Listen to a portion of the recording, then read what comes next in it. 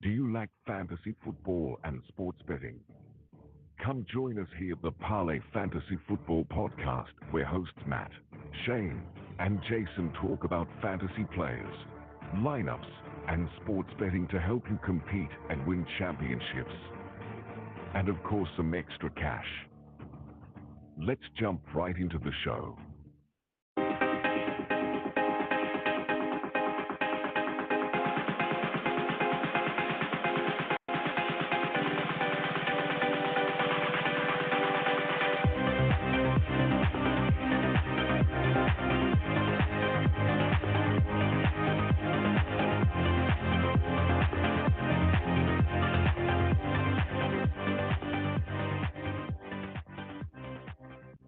Welcome back. Welcome back to another episode of the Parlay Fantasy Football Podcast. Matt, Shane, and Jason here with you guys on this fine, freaking crispy evening. How are you guys doing tonight? I am doing fantastic. I realized I had my mic muted literally as I said hello. So I'm great. It's great to be back. We got preseason football like Friday. How freaking cool is that we get the Hall of Fame game on a Wednesday? Was that Wednesday? Or I don't know, dude. I think so. I think it was Wednesday. What day was that? I think it was Wednesday. It's No, it was Thursday. It's I don't know. it's a day in the week where we don't have real football yet. And I'm just excited that there's football this weekend starting Friday. Like, are you kidding me? This is amazing. It's that time of year.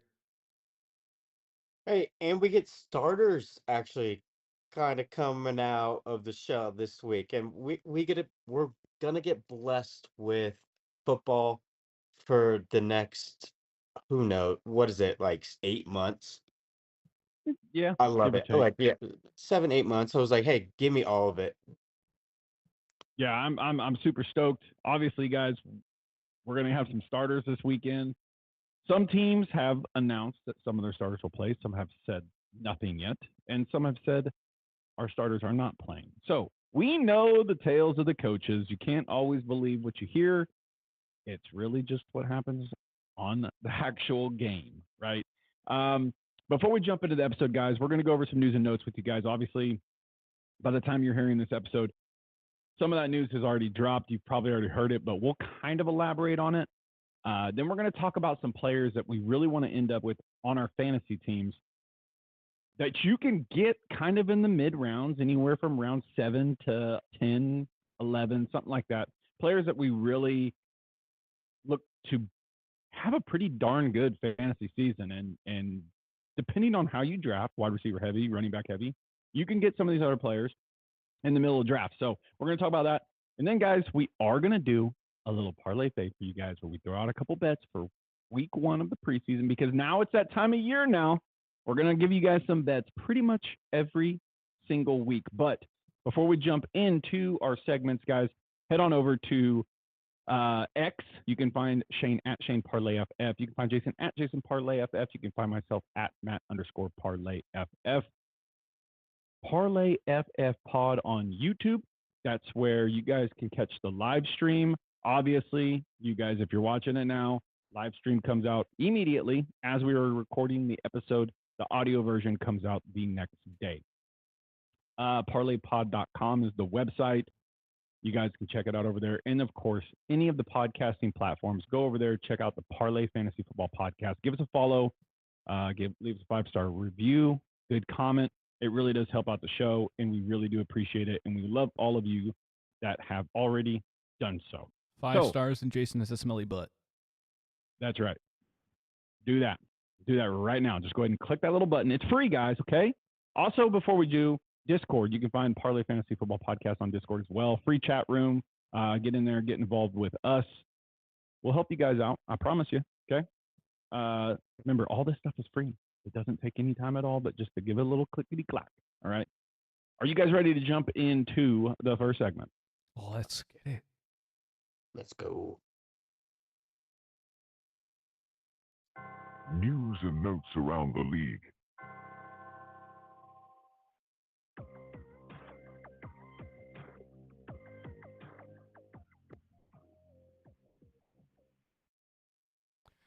Welcome back to News and Notes, guys. It is the preseason, which means we have hella injuries and holdouts and fun stuff. CeeDee Lamb did not report to camp. Shocker. Yeah, I wonder why. Who would have thought? Great. In San Fran, who is going to play the wildest, toughest schedule as far as rest goes this year, Ricky Pearsall re-injured his shoulder. CMC has a groin strain. Elijah Mitchell also dealing with a lower leg injury. Brandon Ayuk gonna be on another team possibly next week. So a lot moving and shaking. Just gonna say this: Jacob Cowing is available in most of your leagues. He is a stash on all of your benches if he's available. The dude was a baller in Arizona. Take advantage of the craziness. Also, funny enough, Isaac Garindo also injured. So the Niners have Trey Sermon, and I think Matt Breida is who they just signed off the street just so they could fill out a roster for this upcoming weekend. Just so And then speaking of injuries, the entirety of Dallas's backfield is hurt. Zeke, hurt. Deuce Vaughn, hamstring. Royce Freeman, groin. So Rico Dowdle, looking up, brother. Looking up. If you guys haven't been on Twitter or X, whatever. Malik Neighbors making splashes all over the place. They had their first day of camp versus the Carolina Panthers. He was targeted 18 times and caught 17 of the balls. Insanity. They are going to force feed him. Yeah. And he is a monster. It's awesome. Go look at those highlights because they're fun. Also, he got into a fight. I don't know if you guys saw that. Did you guys see that? I did see that. He caught a right to the jaw and wore it like a champ. I'm so proud of him because, whoo, that was a cheap shot. Hey, side note, I've never understood why they throw punches with helmets on. It's like, what are you doing, my guy? Well, That's why I think he actually got him on the jaw. Portland Finnegan fight was the best fight I've ever seen in football. Which one? Which one? Andre Johnson, Cortland Finnegan. Oh, yeah. Back in the day, Yeah. where they took each other's helmet off and they went at it, and I was like, respect. 100%. But it's like, those dude, guys you're were really beast, gonna bro. throw. Yeah, you're really gonna throw a punch with a guy who's wearing a helmet.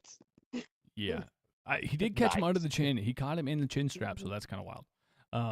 Drake May is going to start this weekend on Thursday. Well, I guess on Thursday. Is that their preseason opener? Yeah, Thursday. Yes. So that's cool. Jacoby Brissett. Well, Jacoby Brissett will start. Drake May will play possibly a large percentage of the game. And speaking of that game, Bryce Young's not playing, and Dalton's hurt, which means that it is Jake Luton and Jack Plummer for Carolina, and that's super exciting stuff. And then Sam Darnold is officially named as the starting quarterback for Minnesota on their preseason super unofficial depth chart, just like Jared Stidham for the Broncos. I love that those teams just carry over whoever was there before, and they're just like, yeah, he's the starter. He's incumbent. Like, we know who you're going to start. Don't fuck with us. It's fun. Yeah, don't play games. Like, you're not going to surprise anybody. Come on. Now, Darnold, I do think probably starts 1 or 2 games, and if he's hot, maybe they stick with him. But, like, in all honesty, meh. Other than that, no real crazy news. A couple of minor role players were injured. Xavier Gibson currently listed as a starter for the Jets, but like he beat out Malachi Corley, and Mike Williams is hurt, so that's whatever. Yeah, I did hear that Mike Williams was progressing. He's not practicing yet, but he is progressing from that ACL tear. Yeah, which is good news. I mean, that's good to hear. 100%. And then Jonathan Mingo also is currently listed as a starter, which is interesting. And then Justin Fields Matt, are you ready to talk about Justin Fields? I mean, sure. Sure. I guess. With the weapons he has around him, does he vault himself into quarterback, like into a QB1 startable role if he is the starting quarterback in Pittsburgh? No. Really? Yeah, not one that I feel confident in. Just because, do I think he can get there? I think there is a possibility. Obviously, we know what he does with his legs. I mean, he's shown that plenty of times. Yeah, that rushing floor is Athletic insane. freak. Yeah, and he's got a strong arm. I mean, he really does. The question that I have, and obviously preseason isn't over, I do think that the Steelers are going to at least attempt to make a move. I'm going to kind of circle two things into one just to get your guys' opinions. Brandon Ayuk has flat out said that Pittsburgh is his choice. If he had to make a choice, that would be the place that he wants to go. And I think it's because of Tomlin. A lot of guys like playing for Tomlin. But I think the Browns and the Patriots, the other two that have offered extremely strong, from what I hear, extremely strong offers, seems like a more liable place that he'll go. But I know that he wants to go to Pittsburgh, and I currently have heard rumblings around the league that San Francisco has required either one of these three: a first-round pick, George Pickens, or Pat Freiermuth. Well, the Steelers aren't going to give up George Pickens. At least I wouldn't think so. I think there's a possibility of that, but what does that? I mean, Brandon Ayuk's a better receiver than George Pickens, but Pickens has such a. We haven't really seen what he can do yet. So I don't know what's going to happen with that whole situation, or he ends up staying in San Fran. I have heard that he wouldn't mind staying in San Fran. He just wants that bag. These other teams are willing to give him that bag. I just don't know. I don't know what he's going to choose. The card's kind of in his court now. But if for some reason they were able to get Brandon Ayuk, he can keep Pickens, I think it looks a lot more interesting in Pittsburgh. I mean, I'll put it that way. I do think that they're still going to give Russell Wilson the opportunity to be the QB1 at the start of the season. But I'm interested to see what Justin Fields can do, because apparently he has looked good in training camp, but there are still some flaws from what I hear from the Steelers camp. Yeah, and I've heard the same rumblings that you have, specifically about the trade and what would need to be dealt in order to make it happen. If I'm the Steelers, moving Muth may be the most palatable option, because you do have Washington behind him, Mm-hmm. and you have some other depth, and tight end's not a requirement position. So I think that that's interesting. I think it's interesting that they listed Muth when, they have Kittle. So, like, I think that's an interesting situation. Yeah. But, it would be cool if he ends in Pittsburgh. I still think that he originally wanted to go to Washington. And he kind of was like, well, they don't want to put their cards in. So I guess Pittsburgh is my other option. That's where I'd rather go. So it'll be interesting to see what shakes out from that situation. But yeah, I think that if Ayuk ends up there and Jay Fields is the starter, he immediately should be in conversation to be a quarterback one. Yeah, I can agree with that. I still have some questions about his ability to see the field and his pocket presence. I have some questions yet about that, and maybe it was just a Chicago thing. We've seen him be a very good quarterback. It's just I don't know. I have some questions. Let me ask you this, Jason, you answer this first. If Brandon Ayuk goes to, let's just say hypothetically he goes to Cleveland, are you more interested in Deshaun Watson at that point? If you have Coop, Brandon Ayuk, or if Coop gets moved, Jerry Judy's still there. Like, does that take? Because I know out of all three of us, maybe Shane's in the same boat, so Shane can answer this too. You guys have Deshaun Watson kind of in the dead zone, like you think he's just dead for fantasy. Right. You're asking the guy who has a hatred for Deshaun Watson. That's why I'm asking you first. Yeah, I was like, I knew that you were gonna bring that up eventually. I think he kind of peaked early in his year. Do I love it? No.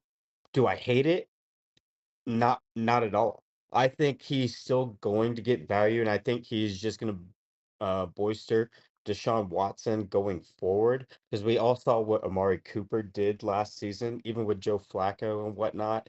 I think if Deshaun Watson is a kind of an image of his old self, he is going to get his with Brandon Ayuk, but you're going to see force feeds there Yeah. because they really don't have much other than my guy David Njoku. Don't get me started, but um it just like that whole offense is just it's a big question mark with what kind of Deshaun Watson are you going to get going forward. And Deshaun, or if we're gonna talk about Amari Cooper and Brandon Ayuk's the better route runner, but I think Amari Cooper's the better receiver. So you're kind of getting the same guy. It's just it's different. Does he bolster him? Oh, I don't. I think it's just on the same playing field. Yeah. Shane, quickly, you got a rebuttal on that? I think that Deshaun has a very good chance to have a resurgence this year. He had a very bad shoulder injury last year that was downplayed. They had a terrible offensive scheme. They brought in a new OC. He has the weapons. If they deal Cooper, I think it's an even plateau. Like, I think that Yeah, Ayuk agreed. and Cooper Yeah. currently, like, Cooper's probably a better wide receiver currently, but Ayuk being younger obviously is a premium. So, yeah, that's the selling point. but also Jerry Jeudy, Cedric Tillman, if you can keep Elijah Moore healthy, all of those guys are very good wide receivers in roles. So I think that he has a very good opportunity to produce. And I think that Ayuk there, as long as Watson can stay healthy, would Yeah. be an interesting situation. Especially considering the fact I think they spread the ball out more, considering Nick Chubb, catastrophic injury last year. Now they have Jerome Ford and the ghost of Naheem Hines. Like, they just don't have the backfield they did that they could just lean in. Yeah. Other crazy news, Puka Nacua week to week. So I forgot to mention that one earlier. It's been a day since that happened for us. So, it'll be 2 days by the time you hear this. So probably everybody's heard it. But yeah, Puka being hurt as well. Jordan Whittington, absolutely flying up boards. He's been added by 27,000 players on Sleeper. Shane being one of them. I only in one league, okay? I just wanted one share. I just wanted one share. I was like, I don't want to miss out on the boat here. I want a piece. Yeah, like he played FOMO. he He's played got at a good FOMO. school. He was a 5-star recruit. If he can stay healthy, Puka banged up, Cooper Cup's ancient, maybe? I don't know. It was a deep shot, but yeah, just thought that was interesting. Other than that, I like it. Oh, and Joey Bosa lost his Ironman streak. He made it to 2 practices and then got hurt. So, Too bad. Too bad for old Joey B. Okay. We're going to take a quick break, and we'll be back with you guys in a little bit. This episode is brought to you by Nevin Eyewear. Upgrade your style and protect your eyes with Nevin Eyewear. Designed with precision and crafted for comfort, Nevin Eyewear offers a stunning range of sunglasses and optical glasses that blend fashion with function. Whether you're hitting the beach, driving, or just out for a stroll, Nevin Eyewear ensures you look your best while safeguarding your vision. Shop now and experience the perfect fusion of elegance and durability. Head over to parlaypod.com and ParlayFF on YouTube. Click the affiliate link to get the best deals possible. Don't miss out on the latest trends. Again, parlaypod.com and or ParlayFF on YouTube. That's NEVEN.com. Elevate your eyewear game today. by the way,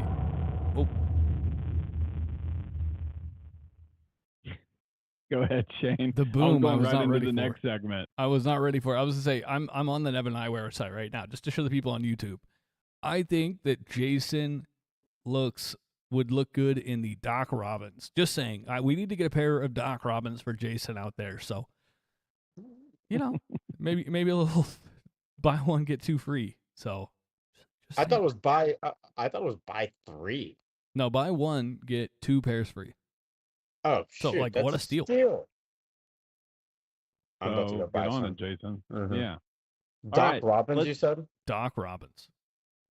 Okay. All right, let's jump into the next segment here, guys. We're going to talk about some players that are going currently in the middle of the rounds of your fantasy drafts. Pretty much, all three of us have done startup dynasty drafts. We're getting ready to do redrafts, but in a lot of the mocks that we're doing, it's kind of the same thing. These are guys that are all kind of going in that middle round. We would be extremely happy if we drafted them on our teams, if we went running back heavy or wide receiver heavy, vice versa on opposite positions. So, Shane, who do you got first? Because I know the one that you said earlier made me really jealous because I had him exactly on my list as well. So I'm going to let you just go first. Hold on. Let me scroll to where he is on this list because it's a ways down and it doesn't make any damn sense. It is Deontay Johnson, and on Sleeper, his ADP is currently, I think, 101. Am I crazy there? Where'd he go? Where'd you go, Deontay? I done lost you.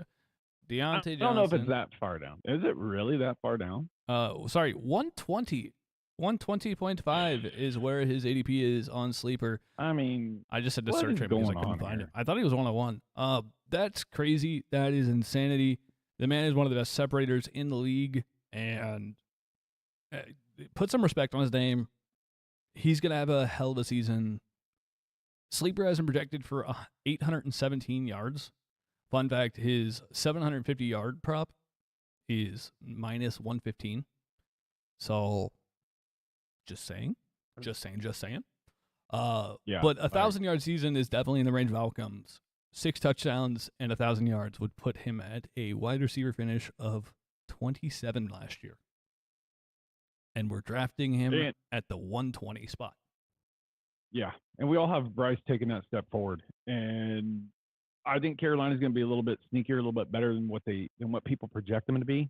So keep your eye on that because that's a steal. That's an absolute steal in drafts to get a current wide receiver one on an offense that I think is going to throw the ball a fair amount, especially since Jonathan Brooks is hurt. What are we doing? Draft him. Jason, who do you got? So in the back half of the middle rounds, I like Brian Robinson Jr., the third. Give me him. I think Austin Eckler scares a lot of people with that signing. It's one of those signings where I think Austin Eckler in his career is kind of going to be a change of pace receiving back to where Brian Robinson is still going to get the volume, the high heavy volume in this offense. And the stat that I have here among RBs with at least 100 carries, Robinson ranks 17th in elusive rating and 20th in missed tackles. So going forward, I feel like he is still going to be a big part of this offense, especially with Jaden Daniels being the runner himself. And if they can move the football, you can see Brian Robinson getting goal line touches and getting into the end zone. Yeah, I have. I gave you the bird there. I flipped you the bird because I have him as well. I have him as well. Like it's just crazy to me. The Commanders are another team that we have taking a step forward. Might not be a giant step, but taking a step forward. Right? Jaden Daniels, all the hype behind him. Brian Robinson is the starting running back for that team. And if you are a guy who is drafting wide receiver heavy in the first, few rounds of your league, 3-4 rounds, he's a guy that you can get as a bona fide starter on your roster that you can throw in your deal week one, your lineup week one, and you can get Brian Robinson right now. Right now, he's the RB33. Yeah, in the startup we just did, Super Drafts or Superflex startup, he just went in the 10th round, pick 7. Last year, he finished his RB22. He's only 25 years old, coming out of Bama.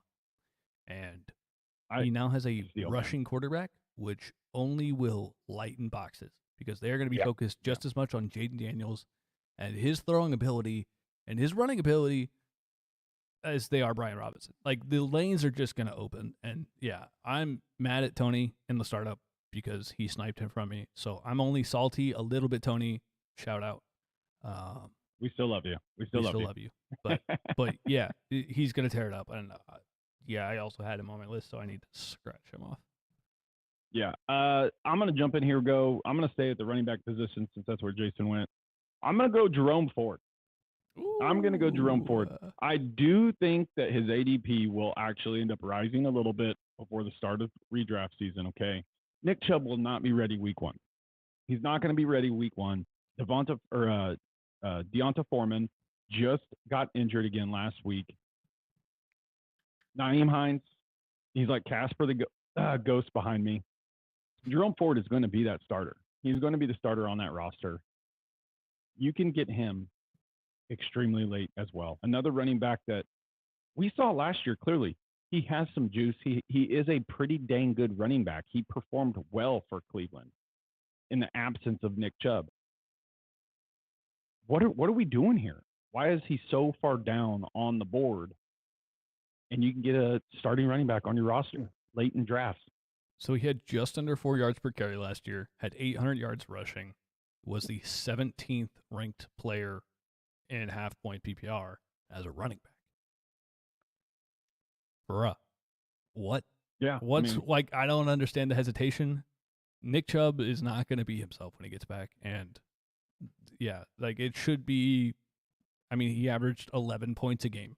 Are you going to be sad about getting that in the 12th, 13th round? Hell no. Sign me up for that. No. That's my RB2, baby. I'll take that all day as my RB2. Dude. Yeah, no, Like, you're not kidding. Smash.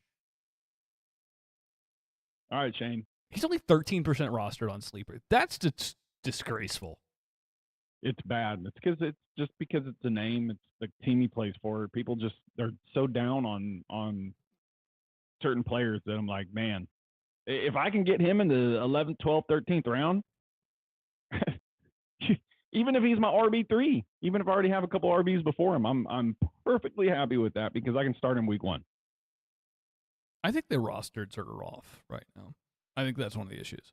Because Jake Ferguson's only listing 24% rostered. And that's my next player. So I think the rosters may be broken on Sleeper right now. Sleeper, it could be. Under Sleeper, construction. Sleeper admin, go fix that. He finished as tight end 8 last year. 102 targets and 71 receptions. The man was a red zone hog. They didn't add shit to that offense. They're running it back. They have no running backs either. So speaking of running back, it is going to be a full-out pass fest.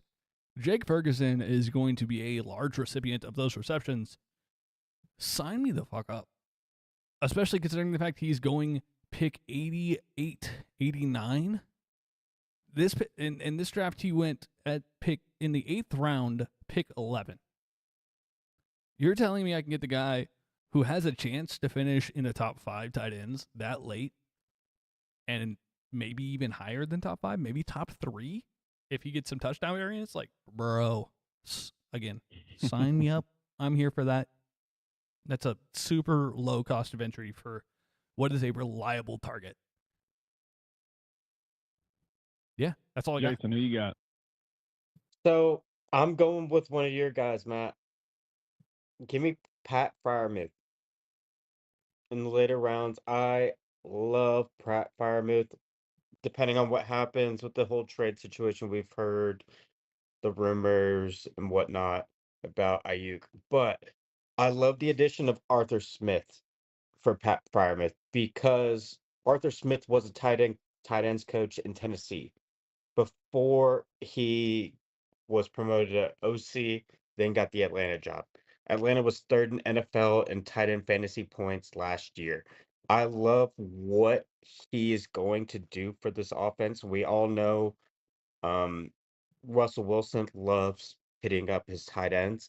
I think he can have a great role in this offense going forward. And I think that Pat Fryermuth will only bolster that offense going forward. Yeah. He's an integral part of the offense. He realistically, he could be an integral part of any offense. The guy's athletic. He can get down the field. He can separate. He can block. He's a very versatile tight end. I like that pick. He's also only 25. So Yeah, Dynasty Smash, that is 11th pick or 11th round, 6th pick in the 11th round is where he went in our startup recently. So that is insane value. Yeah. I like that pick a lot, Jason. I'm going to jump in here go with it's kind of a mixture, right? I have both Jaden Reed and Christian Watson wrote down as wide receivers. Jaden Reed is going at wide receiver 36. Christian Watson is going at wide receiver 51. So right now, guys, we all three of us, and I'm sure a lot of you out there, who's going to be the wide receiver one in that offense, right? Jordan Love's already come out and said they all think that they are wide receiver ones. And he's like, I'd love to keep it that way. It's a very good young wide receiving core on a a good team with an explosive offense. Okay, these stats here are Jaden Reed stats. He is last year he was very, very touchdown dependent. That's where he got a lot of his points. He was in the 95th percentile on receiving touchdowns for wide receivers last year in 2023. Big plays, 95th percentile. His catching, right? The receptions, he was 80th percentile on that and 70th percentile in catch percentage. So there are some question marks there. There are a lot of people, you either love him or you hate him. You either like him or you don't, right? People draft him fairly early because they think he's going to be the wide receiver one. Some people can get Christian Watson 2 rounds later and think that he's going to be the wide receiver one. They are both very good wide receivers. Dontavian Wicks is another receiver on that roster who is a very good receiver as well. You can get even later in drafts. Sometimes he doesn't even go drafted, especially in some redrafts. Guys, I'm telling you right now, I don't have the answer of who's going to be the wide receiver one in that offense. I don't know that any of us actually know. But the versatility that Jaden Reed brings to that offense, he can do sweeps. He can go out deep. He can run crossing routes through the middle. He can do it all. He's probably the most versatile wide receiver in that room. I like where he's going in drafts. It's a player that I can feel confident putting in my flex week 1 because I know that he's going to get fantasy points. But on the same token, I am also willing to wait because there's a possibility Christian Watson, if he stays healthy, he could easily be the wide receiver one because he's very explosive as well. Supposedly, he got his hamstring fixed. So he got it balanced out. Yeah, he rotated the tires. Mm-hmm.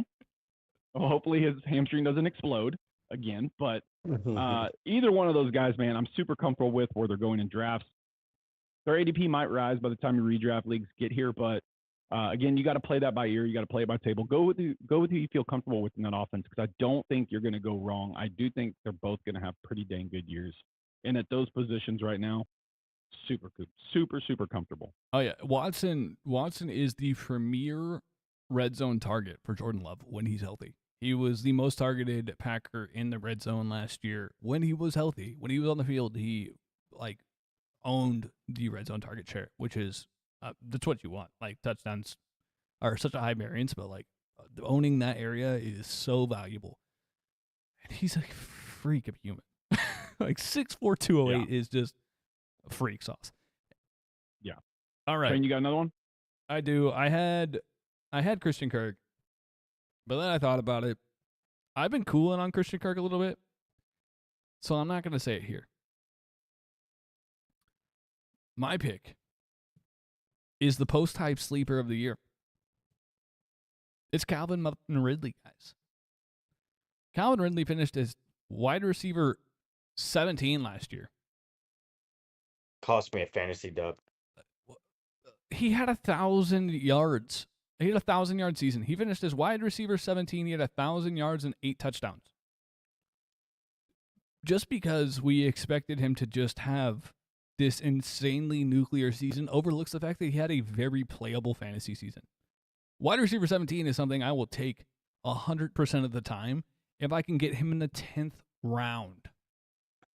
The 10th round, fellas, that's insane.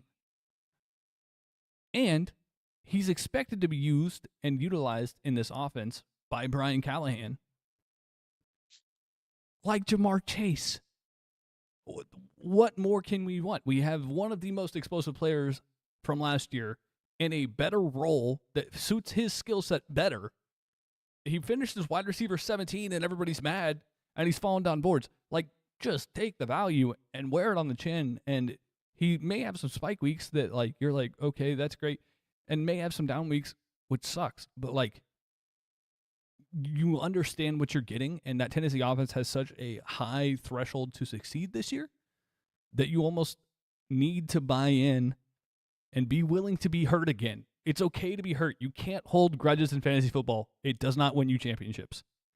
So it sucks, but Calvin Ridley is a post-type sleeper you need to roster this year. Yeah, I agree, 100%. Yeah, and I'm gonna stay on board with you. I'm going Tajay Spirits. I love that offense. I love what they are doing there. Hey, um, look at Will Levis, 70-1 most passing yards this season. With the new offensive coordinator, they love to throw the football around, and I feel like Shane is right with that whole offense. Tajay Spears is going to be a guy who's like it seems like everybody's scared about the fact that they're paying Tony Pollard. We get that. But Tajay Spears is a dude out of the backfield. He's elusive. He can put the ball in the end zone and make people miss. He's one of those guys to where if you need a check down guy, that's your guy. If Tony Pollard's not going to be there on third downs. It's going to be Tajay Spears. He's still going to get a workload. Pollard's probably going to be the week one starter, but we'll see going forward. I'm not buying him with his stock, Pollard, with what I saw last season. So Tajay Spears in later rounds, I love it. They are Yeah, both so listed as Shane- co-starters on the depth Yeah. chart. Yeah, they're. I think it's going to Exactly. be I think it's damn near going to be a 50-50 split, to be Yeah, honest with you. 60-40, 50-50. Probably a little 60-40 early in the season. I actually have been rising very, very much so on Tajay Spears. And I think Tony Pollard is going to have a good year. I think they're both going to have a pretty dang good year. Tennessee So, might be scary this year.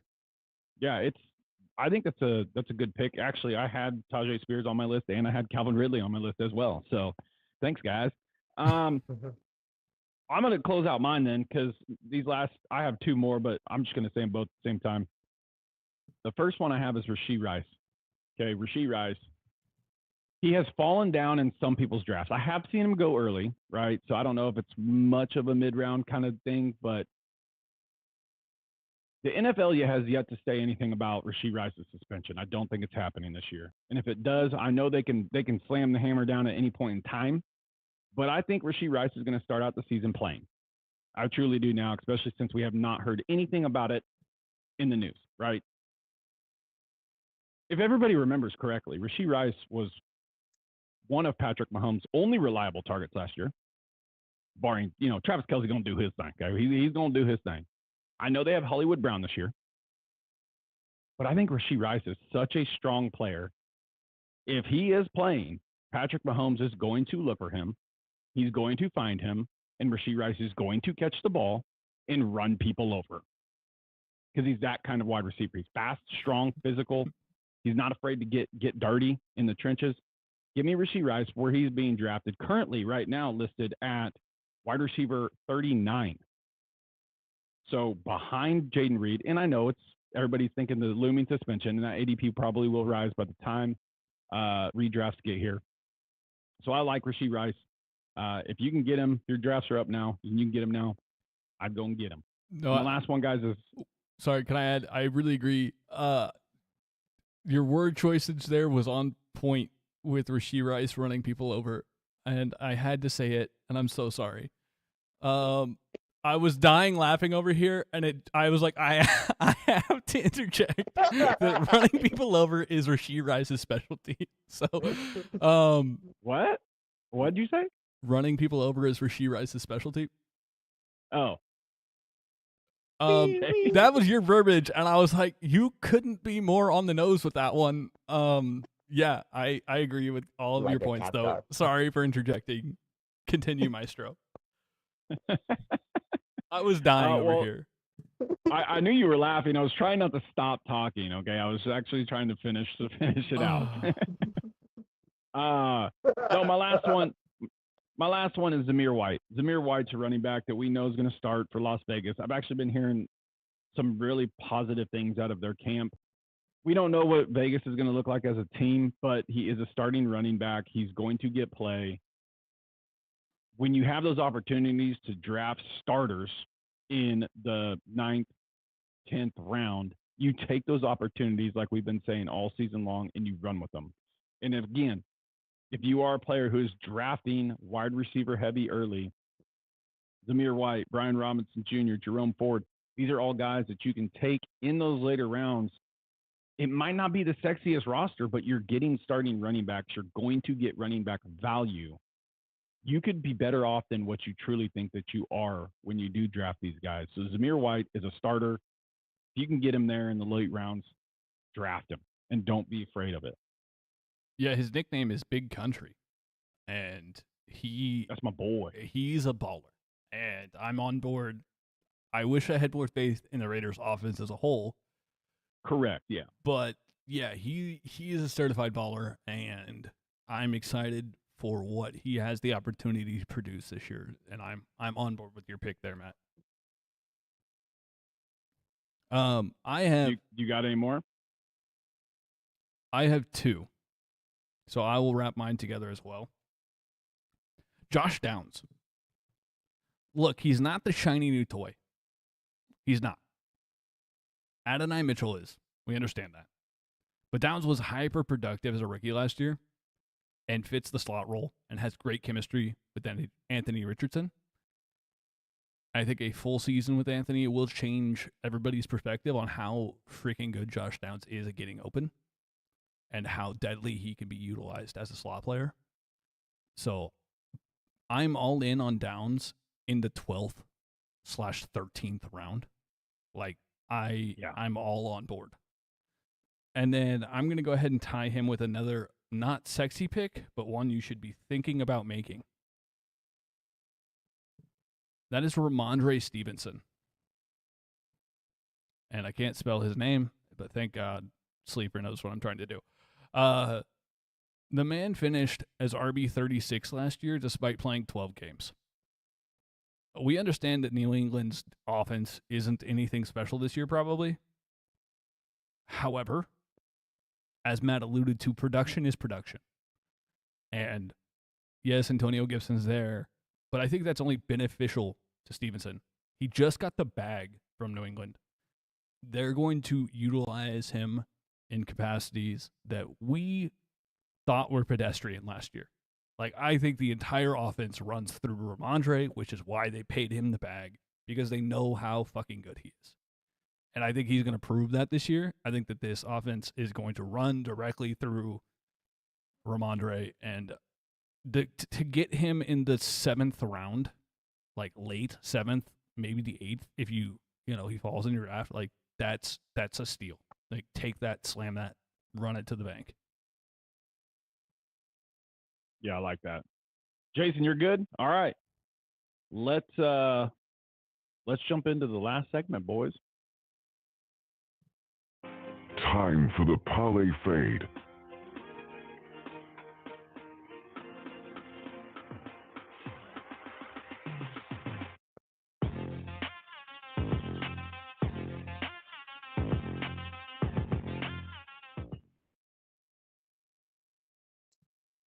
Guys, we are so back.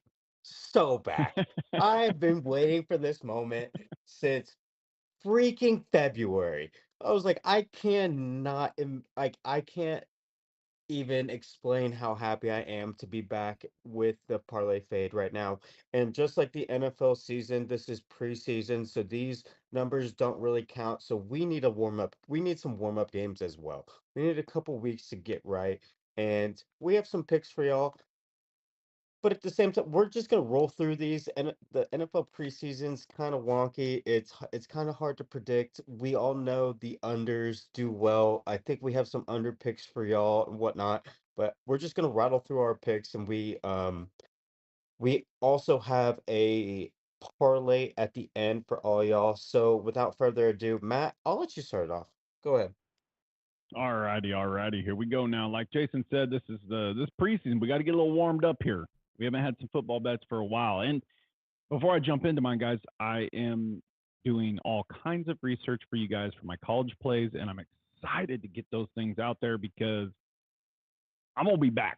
I'm gonna be back hopefully with a good record again this year. So, Hey, real quick, Matt, we're not doing locks. No locks in preseason. You're right. nope, Cool. nope. These are just putting that out there. yeah. We're just gonna throw some bets out for you guys and just hope they hit. Like numbers we've been like. doing a lot of research.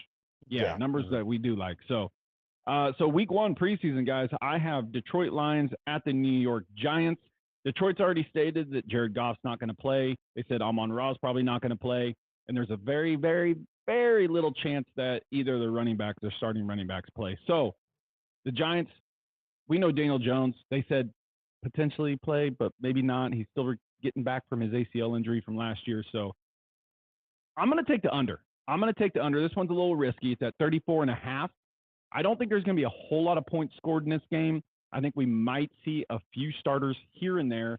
And if they do come out and play, I don't expect them to even play a quarter. I expect them to maybe play a series for this week 1. So I'm going to take the under 34.5 on this game. Next game, San Francisco at Tennessee. Shane's already alluded to it. San Francisco's playing with some skeletons this week. The starters that they do currently still have on the roster are definitely not going to play this first week. They're going to Tennessee. We may or may not see some Tennessee players. We have not heard if they're going to start their starters. So, again, I'm taking the under of this game. All mine are under. Spoiler alert. It's at 38.5. I'm going to go ahead and take the under on this game as well. I just don't see a lot of scoring out of this game as well. Next one, Denver playing at Indianapolis. Jarrett Stidham's the starter, and they said that he's probably going to play the first little bit of the preseason. Then guys, come on, Zach Wilson's going in the game. He's going to play a little bit, and then we might see a little bit of Bo Nix in the second half. Again, at 38.5, I do not like the over of this game. I'm going to take the under because Anthony Richardson, I do not think is going to play, coming back from injury. I think you'll see some time somewhere in the preseason, but I do not think it's going to happen this week. So I'm going to take the under of this game, but I do have Denver winning this game by the slightest of margins. So I am taking the Denver money line as well at plus 105. Ooh, Matt, you are getting gypped. It is plus 114 on DraftKings. Give me plus 114. I have not locked that bet in. I have not locked that specific bet in. So I will take the Denver money line at plus 114. Those are my bets. I like the Denver pick, especially because I think you get a heavy dose of Bo Nix, and I don't think the Colts are planning on even playing Joe Flacco. So you're talking about already to the third string quarterback, and shit gets dicey. And if they're already not going to play their starters, like, yeah. All right. Jason, do you want me to go next? Do you want to wrap us up? Okay. My first lock. Look, Harbaugh finally lost a game last year in the preseason. Before that, he was, 40-0. I expect him to take offense, and I think that they come out and they smash Philly in the mouth. And I'm taking the Ravens money line at plus 105 for bet 1. Now, this is going to sound homery, so shoot me if you must. The Chiefs plus 2.5 is plus 100. Always. Give me the Chiefs on the road in Jacksonville, where Andy Reid is notorious for playing starters. If you give me Patrick Mahomes for one series and they score a touchdown, this game easily ends up covering the 2.5, because I don't think Jacksonville is going to consider it a need to try to punch back. Now, we had a string of unders. How about an over? Everyone wants to see points. How about we pick the game that has the fewest points projected, and we say that shit's going to go over? The Carolina Panthers and the New England Patriots line opened at 34.5 is down to 33.5. Give me the over for 33.5. I know Carolina is down to its third and fourth string quarterback, which we just talked about, but the Patriots are expecting to play Drake May a lot. And let me go ahead and say, if Drake May and Jalen Polk and Javon Baker happen to be on the field all at once, there's going to be points scored, and it's going to be against the Carolina Panthers defense that's playing its second and third strings. And I love that matchup. So slamming the over there because that matchup just screams Vegas knows something. Vegas is sniffing, and that's too few of points even for a game in the preseason. Now, I will say I am an under fan too. So going to the game that has one of the highest totals, the Minnesota Vikings versus the Las Vegas Raiders. I'm taking under 39 at DraftKings at minus 108. Look, that's a fuck ton of points. Anytime you get near 40 in the preseason, that's a lot of points. Neither of these teams is really rolling out their best showing. Like you got maybe Sam Darnold. There's reports he's not even going to play. So then, yeah, it's going to be ugly. And I don't think that either one of these teams' offenses are up to the caliber where we're going to see 40 points in a preseason game. So give me the under at 39. I think it's pretty easy. Dig it. Love Dig it.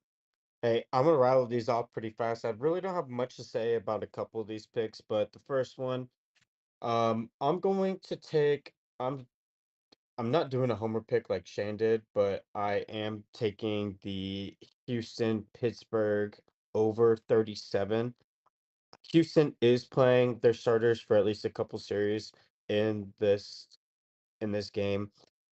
Davis Mills David Mills has shown that he can move the football. And so I expect at least a touchdown, maybe two out of that, out of Houston. Pittsburgh, they got rid of their offensive coordinator. They got a new look.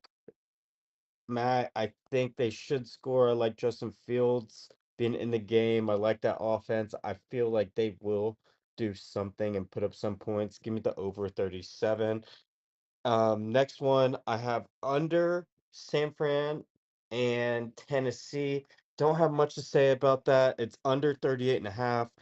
What Shane was alluding to earlier. Whenever you get close to 40, it's a little bit weird to where it's like, hey, we know that first preseason game with Chicago and Houston went way over. I don't think that's going to be a trend. I think it's going to be one of those things to where you're going to see a lot of unders this week and you might see some sloppy football for this first week of preseason. Next one, give me Seattle. Yeah, give me the Seahawks and Chargers under 36. I think it's going to be a learning curve for the Chargers. The Chargers without Justin Herbert and we don't know what they're going to do with that whole scheme. We know they want to run the football.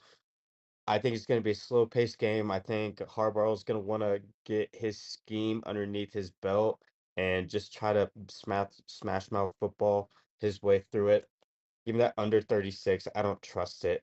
And my last one, where is it? Hey, Jason, quick thing. Yeah. The over under is now 34.5 for that game. 34. Damn. Give me the under. Okay. Line's moving in my favor. Give me the under.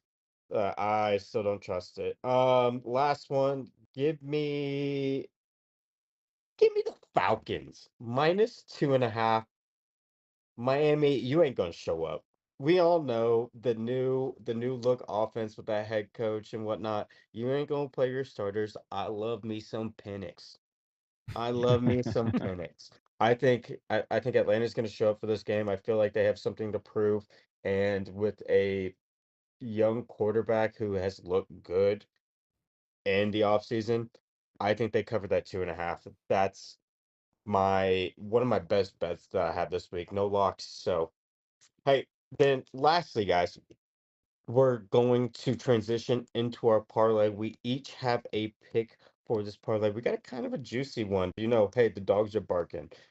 We do our dog parlay.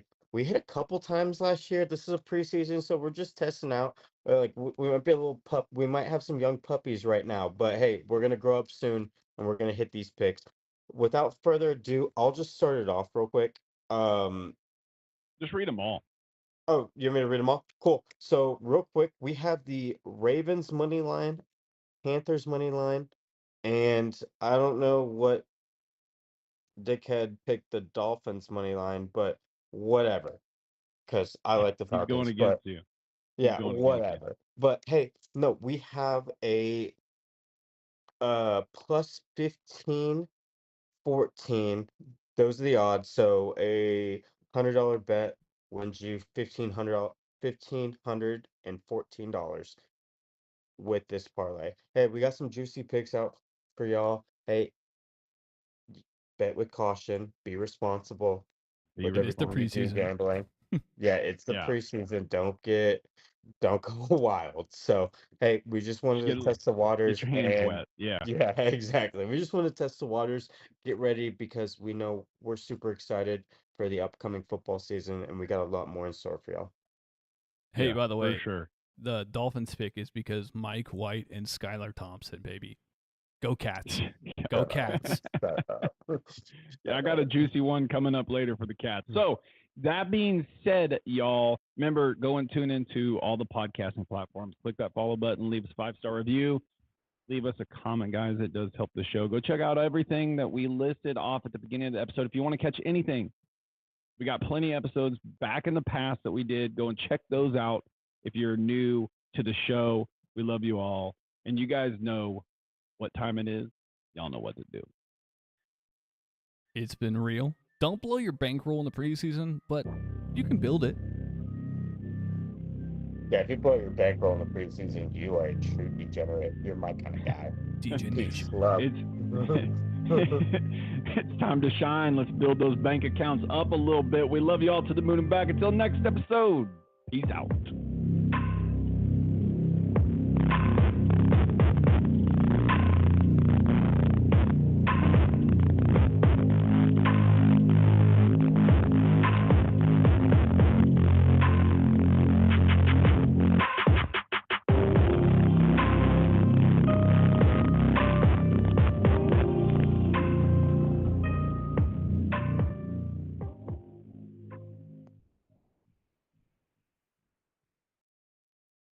Bang, bang.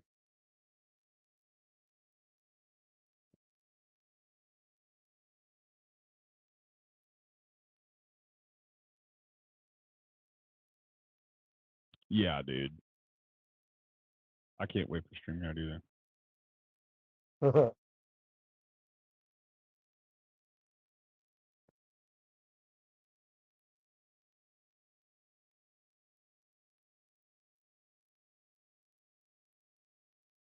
Dude, our USA guy just won the gold in the mile, bro.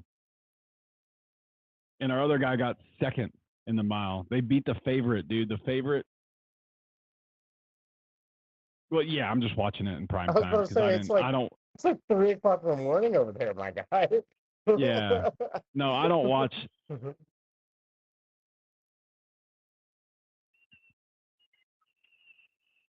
Wait for the mile. That's the mile, bro. That's awesome. They went What do you 1-2. run? The guy that they usually run the mile. They usually run the mile in like Around 4. 3 minutes, and it's like 3 minutes and 20 seconds. No way they run 3:20. Yeah, dead serious, bro. Wait, he set the Olympic record. Show the time, bitch. You're talking under 4. Oh, 100%. They're way under 4. Okay, cool. Well, hey, peace, love. I gotta eat. I am fucking starving. I got to get out of here too, edit this, and get upstairs. I hear my girl screaming. Okay, Love hey, you guys. love you guys. Bye. Bye bye.